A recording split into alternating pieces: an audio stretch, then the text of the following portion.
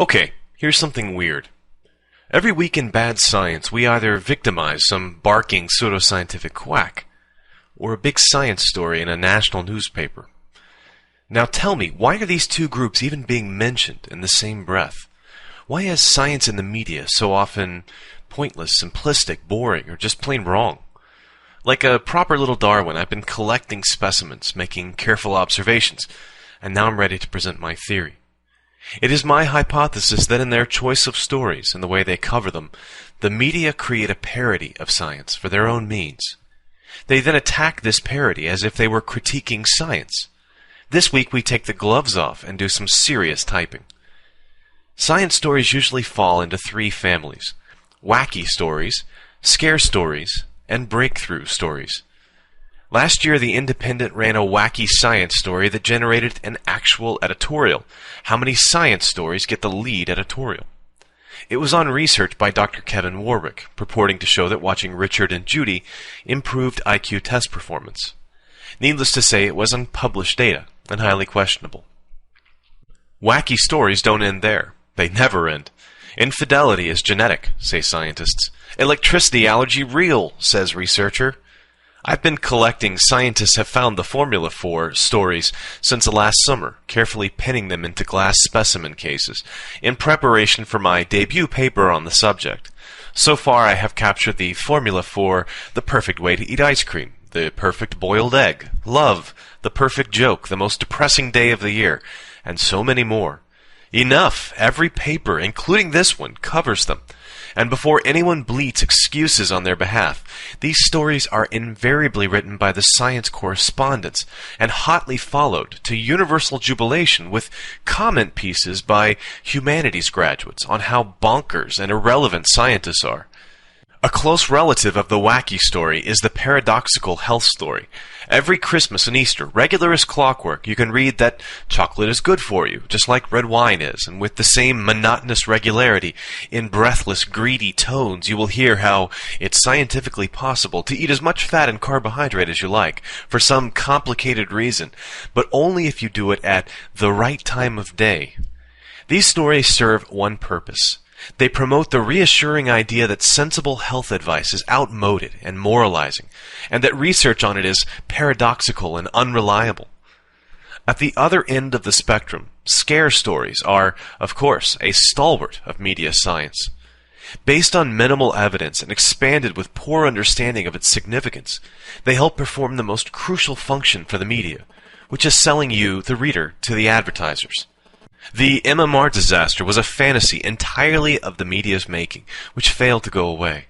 In fact, the Daily Mail is still publishing hysterical anti-immunization stories, including one calling the pneumococcus vaccine a triple jab, presumably because they have misunderstood that the meningitis, pneumonia, and septicemia it protects against are all caused by the same pneumococcus bacteria.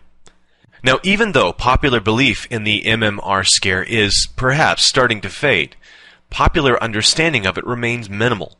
People periodically come up to me and say, "Isn't it funny how that Wakefield MMR paper turned out to be bad science after all?" And I say, no. The paper always was and still remains a perfectly good, small case series report. But it was systematically misrepresented as being more than that by media that are incapable of interpreting and reporting scientific data.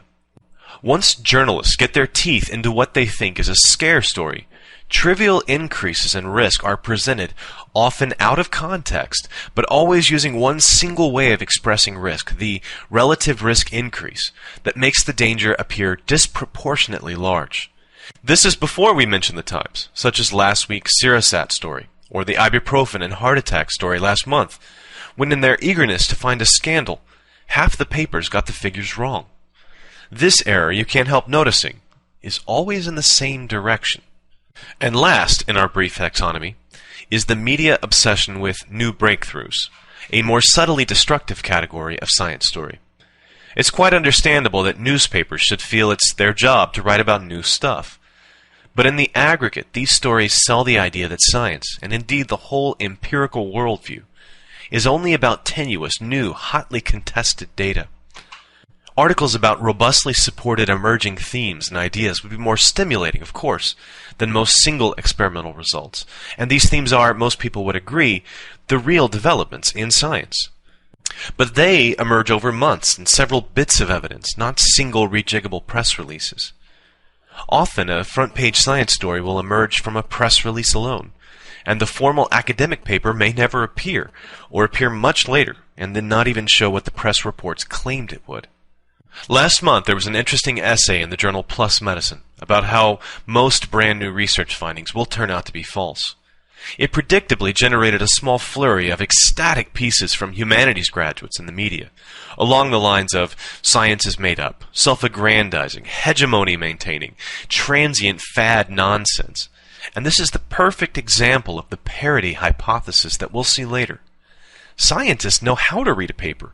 That's what they do for a living. Read papers, pick them apart, pull out what's good and bad.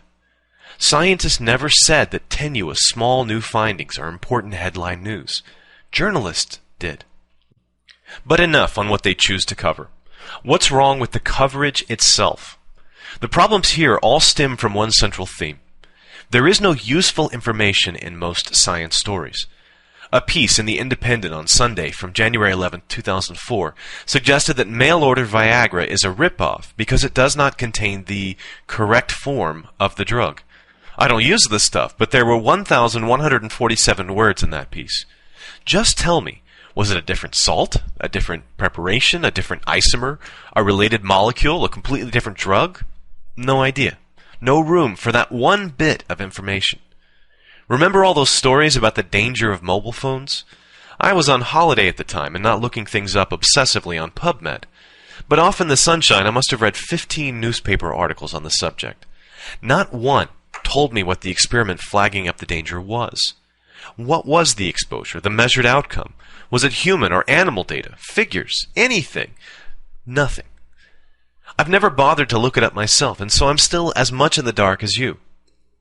Why? Because papers think you won't understand the science bit. All stories involving science must be dumbed down, leaving pieces without enough content to stimulate the only people who are actually going to read them. That is, the people who know a bit about science. Compare this with the book review section in any newspaper. The more obscure references to Russian novelists and French philosophers you can bang in, the better writer everyone thinks you are. Nobody dumbs down the finance pages. Imagine the fuss if I tried to stick the word biophoton on a science page without explaining what it meant. I can tell you it would never get past the subs or the section editor. But use it on a complementary medicine page incorrectly, and it sails through. Statistics are what causes the most fear for reporters, and so they are usually just edited out with interesting consequences. Because science isn't about something being true or not true, that's a humanities graduate parody. It's about the error bar, statistical significance. It's about how reliable and valid the experiment was. It's about coming to a verdict, about a hypothesis on the back of lots of bits of evidence. But science journalists somehow don't understand the difference between the evidence and the hypothesis. The Times health editor, Nigel Hawkes, recently covered an experiment which showed that having younger siblings was associated with a lower incidence of multiple sclerosis. MS is caused by the immune system turning on the body. This is more likely to happen if a child at a key stage of development is not exposed to infections from younger siblings, says the study. That's what Hawkes said. Wrong. That's the hygiene hypothesis. That's not what the study showed. The study just found that having younger siblings seemed to be somewhat protective against MS. It didn't say, it couldn't say, what the mechanism was, like whether it happened through greater exposure to infections. He confused evidence with hypothesis, and he is a science communicator. So how does the media work around their inability to deliver scientific evidence? They use authority figures, the very antithesis of what science is about, as if they were priests or politicians or parent figures. Scientists today said, scientists revealed, scientists warned, and if they want balance, you'll get two scientists disagreeing, although no explanation of why, an approach at its most dangerous with the myth that scientists were divided over the safety of MMR. One scientist will reveal something, and then another will challenge it. a bit like Jedi Knights. The danger of authority figure coverage in the absence of real evidence is that it leaves the field wide open for questionable authority figures to waltz in. Gillian McKeith, Andrew Wakefield, Kevin Warwick, and the rest can all get a whole lot further in an environment where their authority is taken as read, because their reasoning and evidence is rarely publicly examined. But it also reinforces the humanities graduate journalist's parody of science, for which we now have all the ingredients. Science is about groundless, incomprehensible, didactic truth statements from scientists, who themselves are socially powerful, arbitrary, unelected authority figures. They are detached from reality. They do work that is either wacky or dangerous.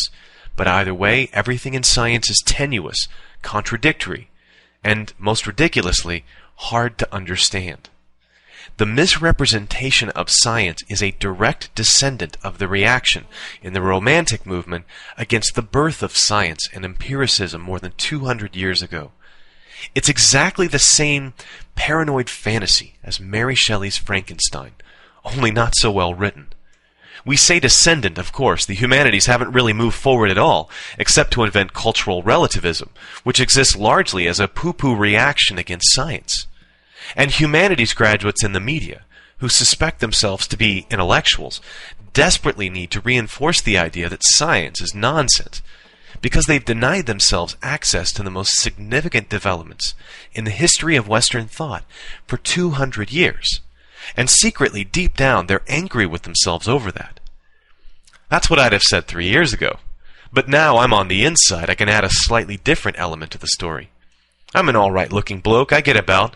Maybe I'm not the most popular bloke at science journalist parties, but I'm certainly talkative.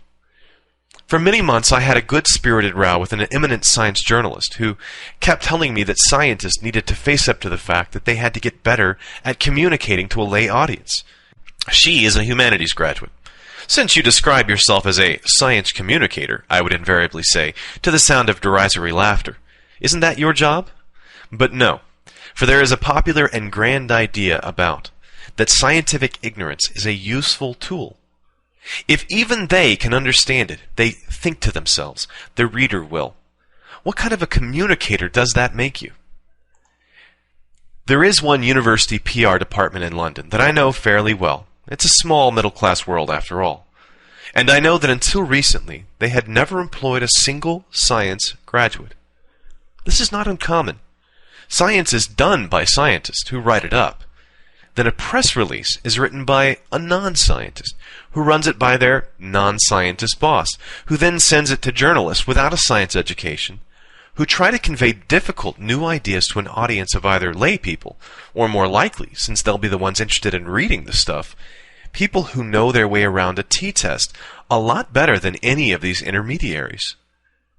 Finally, it's edited by a whole team of people who don't understand it.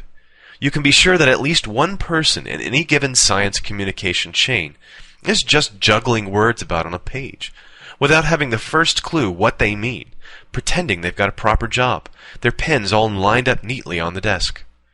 Of course a system like that will cock up. The proof is in Bad Science every week. Thanks for watching. Every cell of each plant and animal contains genetic information coded onto the DNA molecule.